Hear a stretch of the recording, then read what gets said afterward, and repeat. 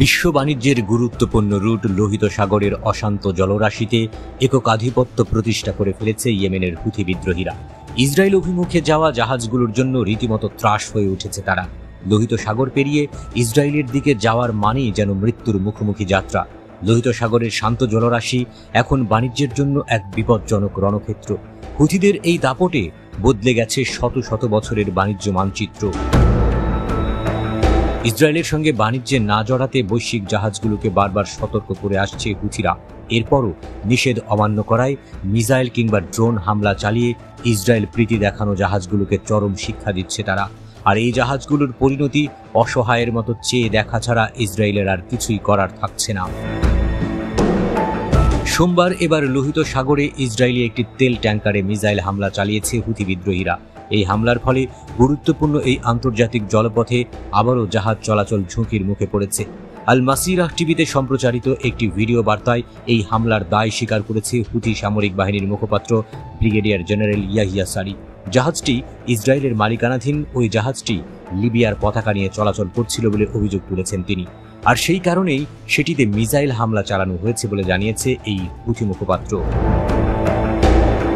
মধ্যপ্রাচ্যের জাহাজ চলাচল পর্যবেক্ষণকারী ব্রিটিশ সামরিক বাহিনীর একটি ইউনিট জানিয়েছে, সৌদি আরবের ইয়ানবু শহরের কাছে লোহিত সাগরে একটি জাহাজে বিস্ফোরণের শব্দ শোনা গেছে।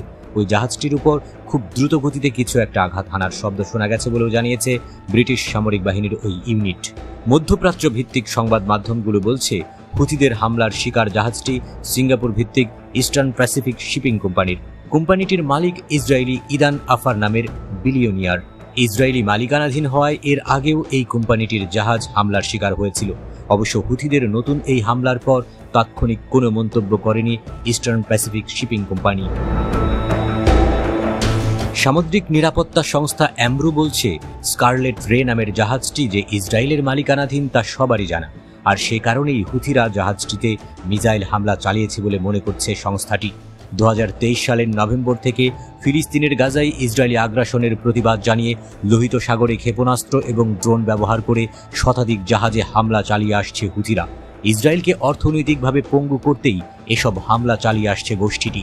তাদের এই অভিযানে এখনো পর্যন্ত ইসরায়েল সংশ্লিষ্ট 4টি জাহাজ লোহিত সাগরের অতল জলরাশিতে ডুবে গেছে। হুথিদের নতুন এই হামলা এমন এক সময় হলো যখন ইসরায়েল হামাস যুদ্ধের সম্ভাব্য নতুন যুদ্ধবিরতি অনিশ্চিত অবস্থায় রয়েছে। গত সপ্তাহে ইয়েমেনে বিমান হামলা চালিয়ে হুথিদের প্রধানমন্ত্রী এবং মন্ত্রী পরিষদের কয়েকজন সদস্যকে হত্যা করে ইসরায়েল। এর প্রতিক্রিয়ায় হুথিরা এই জাহাজে হামলা চালিয়েছে বলে মনে করা হচ্ছে।